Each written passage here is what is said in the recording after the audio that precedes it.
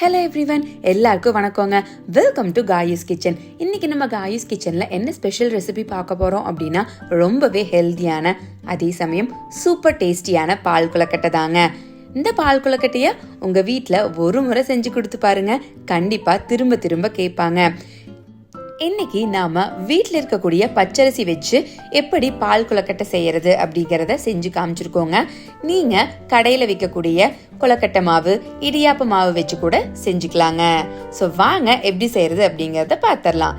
இப்போ ஒரு பவுல்ல நான் 1 கப் பச்சரிசி எடுத்து தண்ணீர் விட்டு ஒரு 4 முறை சுத்தமா அலசி எடுத்து வச்சுக்கிறேங்க.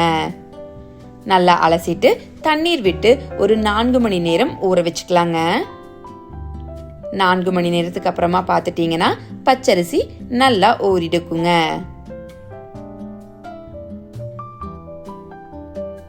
இப்போ ஊற வச்ச பச்சரிசிய தண்ணீர் வடிச்சு எடுத்து வச்சுக்கிறேங்க.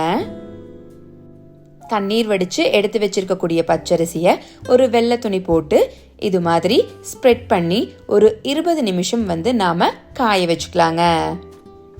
இப்படி காய வைக்கும் பொழுது அரிசியில் இருக்கக்கூடிய தண்ணீர் எல்லாத்தையும் அந்த வெள்ளை துணி உறிஞ்சிடுங்க.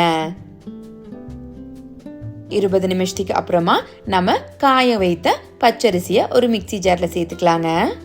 சேர்த்துட்டு நல்லா சாஃப்டா அரைச்சு எடுத்துக்கலாங்க.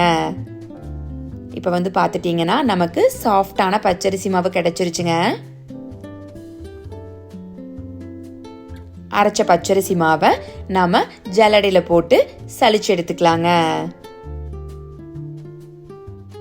இப்படி சலிச்சு எடுக்கும் பொழுது அரைப்படாத அரிசிகள் எல்லாமே ஜல்லடையில நின்றுங்க. இங்க பாருங்க எவ்வளோ சாஃப்டான பச்சரிசி மாவு கிடைச்சிருச்சுன்னு. அரைச்ச பச்சரிசி மாவு பார்த்துட்டீங்க அப்படின்னா ஈரப்பதத்தோட இருக்குங்க. நீங்க ரொம்ப நாள் ஸ்டோர் பண்ணி வைக்கணும் அப்படின்னு நினைச்சீங்கன்னா இதை நாம ஒரு கடாயில சேர்த்து ஸ்டவ் ஆன் பண்ணி ஒரு 5 நிமிஷம் மீடியம் ஃப்ளேம்ல வச்சு வறுத்துக்கலாங்க. இப்படி ட்ரை பண்ணி வச்சிட்டோம் அப்படின்னா நாம இந்த மாவை ரொம்ப நாள் ஸ்டோர் பண்ணி யூஸ் பண்ணிக்கலாங்க. நீங்க இடியாப்பம், கொழுக்கட்டைக்கு கூட யூஸ் பண்ணிக்கலாங்க. இங்க பாருங்க மாவு எவ்வளோ ட்ரையா ஆயிடுச்சுன்னு.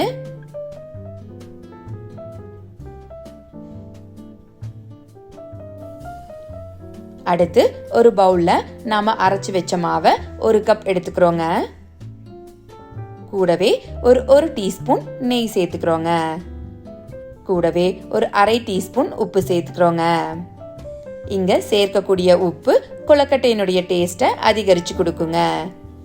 அடுத்து ஒரு பாத்திரத்துல ஒரு 2 கப் தண்ணீர் சேர்த்துக்கிறோங்க. சேர்த்துட்டு ஸ்டவ் ஆன் பண்ணிக்கோங்க. தண்ணீரை நல்லா கொதிக்க வச்சு எடுத்துக்கோங்க.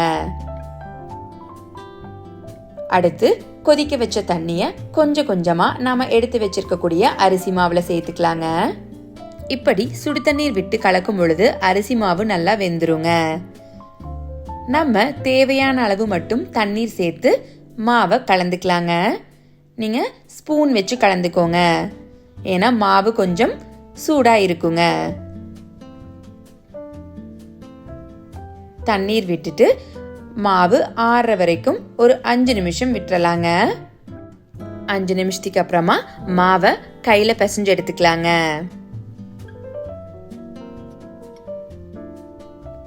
இப்படி மாவை கையில பிசைஞ்சு எடுக்கும் பொழுது மாவு ரொம்ப தண்ணியாவும் இல்லாம ரொம்ப ட்ரையாவும் இல்லாம இருக்கணுங்க.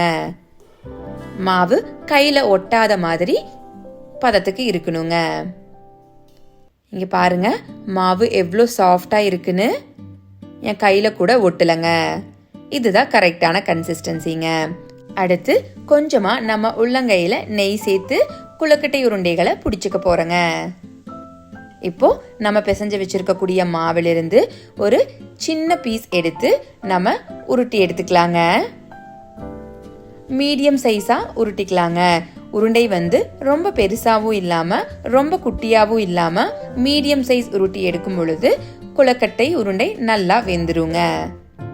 இதோ நான் இங்க காட்டுற மாதிரி உருட்டி எடுத்துக்கோங்க.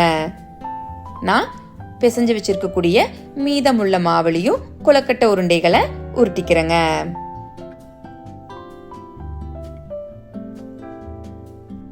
அவ்வளோதாங்க, நமக்கு மணிமணியான கொழுக்கட்டை உருண்டைகள் வந்து ரெடி ஆயிடுச்சுங்க. அடுத்து ஒரு திக்கான பாத்திரம் வச்சு ஸ்டவ் ஆன் பண்ணி ஒரு 3/4 கப் தண்ணீர் சேர்த்துக்கிறேங்க.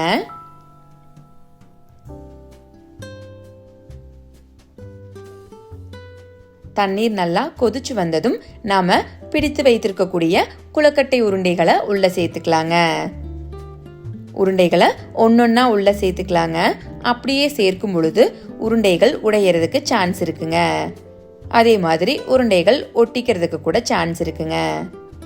ஸ்டவ்வை ஹை ஃப்ளேம்ல வச்சு உருண்டைகளை ஒரு 2 நிமிஷம் வேக வச்சு எடுத்துக்கலாங்க. 2 நிமிஷத்துக்கு அப்புறமா கரண்டி வைத்து லைட்டா உருண்டைகளை கலந்து விட்டுக்கலாங்க.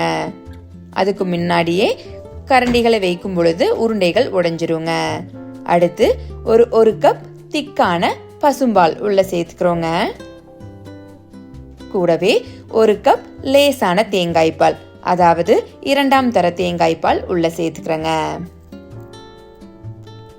சேர்த்துட்டு உருண்டைகளை லைட்டா கலந்து விட்டுக்கலாங்க. ஸ்டவ்வை ஹை ஃப்ளேம்ல வைக்கும் பொழுது பால் வந்து பொங்கி வந்துருங்க. அதனால ஸ்டவ்வை மீடியம் ஃப்ளேம்ல வச்சுட்டு ஒரு 10 நிமிஷம் கொழுக்கட்டைகளை வேக வச்சு எடுத்துக்கலாங்க. அந்த 10 நிமிஷத்துல அடிக்கடி கொழுக்கட்டை உருண்டைகளை வந்து கரண்டி வச்சு கலந்து விட்டுக்கணுங்க. 10 நிமிஷத்துக்கு அப்புறமா பார்த்துட்டீங்கன்னா பால் வந்து கொஞ்சமா குறைந்து திக்காயிருங்க. இந்த ஸ்டேஜ்ல ஒரு 3/4 கப் சர்க்கரை நான் உள்ள சேர்த்துக்கிறேங்க. சேர்த்துட்டு அதையும் கலந்து விட்டுக்கோங்க. உங்களுக்கு பால் கொழுக்கட்டை நல்லா தித்திப்பா வேணும் அப்படின்னு நினைச்சீங்கன்னா இன்னும் கூடவே சர்க்கரை சேர்த்துக்கலாங்க. இந்த ஸ்டேஜ்ல நம்ம பொடி பண்ணி வச்சிருக்கக்கூடிய 4 ஏலக்காய்களை உள்ள சேர்த்துக்கலாங்க. சேர்த்துட்டு கடைசியா 1 கப் திக்கான தேங்காய் பால் உள்ள சேர்த்துட்டோங்க. சேர்த்துட்டு நல்லா கலந்து விட்டுக்கோங்க. திக்கான தேங்காய் பால் சேர்த்ததுக்கு அப்புறமா ரொம்ப கொதிக்க விடாம ஒரு கொதி மட்டும் விட்டு நாம ஸ்டவ்வை ஆஃப் பண்ணிடலாங்க.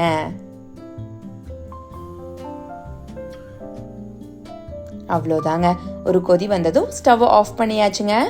நமக்கு ரொம்பவே சூப்பரான டேஸ்டியான தித்திப்பான பால் கொழுக்கட்டை அருமையா ரெடி ஆயிடுச்சுங்க. கண்டிப்பாக உங்கள் எல்லாருக்கும் பிடிக்கும்னு நம்புகிறேங்க.